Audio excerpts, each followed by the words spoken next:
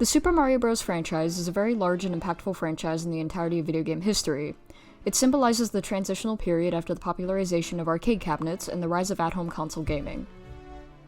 What made the Super Mario Bros. Series stand out from the other video game franchises at the time was the lovable characters that came with it. Both Mario and Luigi stood out to audiences for their characterizations, and Bowser became one of, if not the most iconic video game antagonist.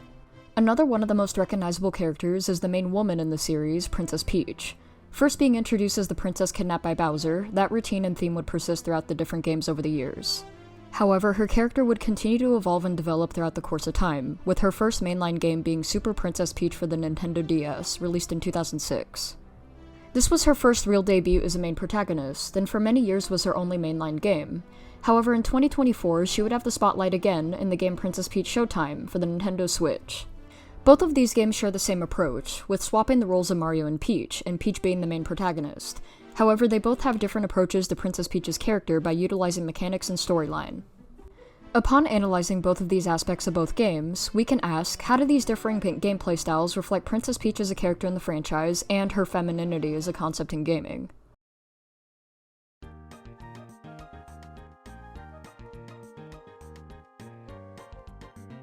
The first game being analyzed is Super Princess Peach. Because of the game being a handheld title on the DS, the gameplay style and mechanics focus mainly on utilizing the DS's core capabilities. In this game's storyline, in summary, Mario and Luigi are kidnapped by Bowser, and they're both taken to a location named Vibe Island. Alongside the kidnapping, Bowser steals something called the Vibe Scepter, which is an item that controls the emotional states of those around it. Throughout the game, the main four emotions that are playable are joy, rage, gloom, and calm. Peach is given a magical talking parasol named Perry from Toadsworth, which gives her the ability to run and destroy blocks and pick up and eat oncoming enemies. However, the four emotions listed are her main source of weaponry. These are called vibes, and during gameplay, Peach has a vibe gauge that showcases the amount of vibe energy that she still currently has in use. Orange shows that there's energy building up and stored, and blue shows that she doesn't have enough vibe energy available. Joy makes it so Peach can fly and spin, gloom causes you to run faster and water plants with your own tears, rage makes you heavier, which helps with smashing through objects, and calm is the default emotion before activating the others.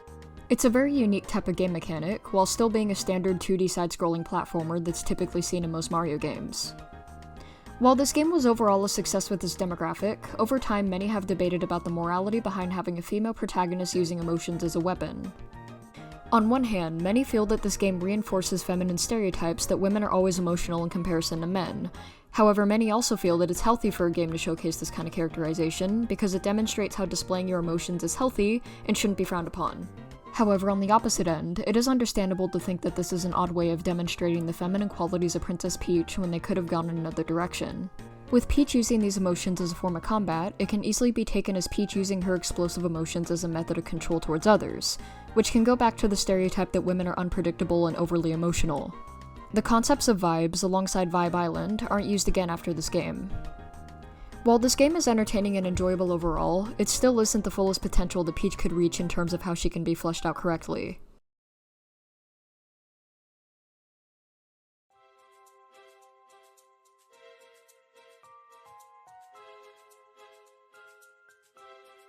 Princess Peach Showtime displays Peach's identity in a way that is typically seen as more empowering towards women, while also not completely stripping her of the feminine qualities that she has that makes her unique and memorable with fans.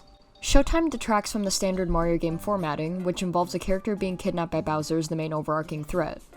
The story summary of Showtime follows Peach as she is attending a show at the Sparkle Theater. The Sparkle Theater ends up being invaded by a different and new main antagonist, a sorceress named Grape, alongside her different minions called the Sour Bunch.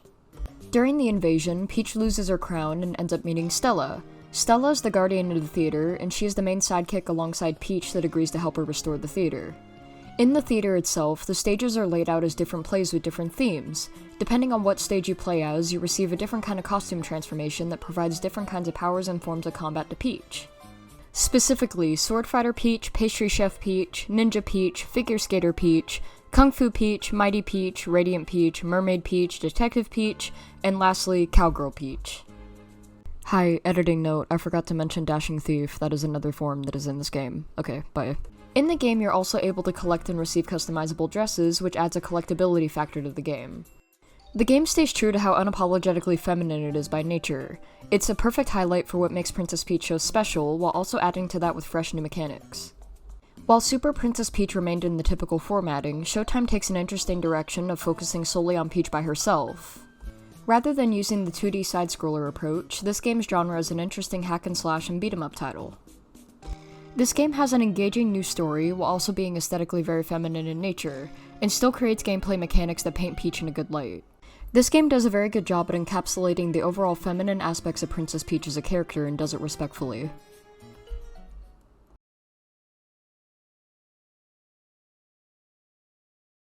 Both of these separate game titles take vastly different gameplay style approaches towards Princess Peach's character, and both serve as interesting examples of how to handle her. While Super Princess Peach gave an interesting first look into what potential there is with focusing more on Peach, and really is the first ever attempt at doing so, reflecting back on it years down the line, it's still a game that remains entertaining, but not without some element of missed opportunity. It was also limited with its capabilities. With it being a Nintendo DS-only title, there is only so much that could be done in terms of formatting, gameplay mechanics, and overall aesthetic choice. Showtime, in comparison, takes a much deeper look into having Peach serve as a diverse and heroic figure, with a more modern spin and flair that makes it stick more successfully. It has captivating aspects of it that create a deeply engaging and fun storyline that's easy to follow and easy to get a hold of gameplay-wise.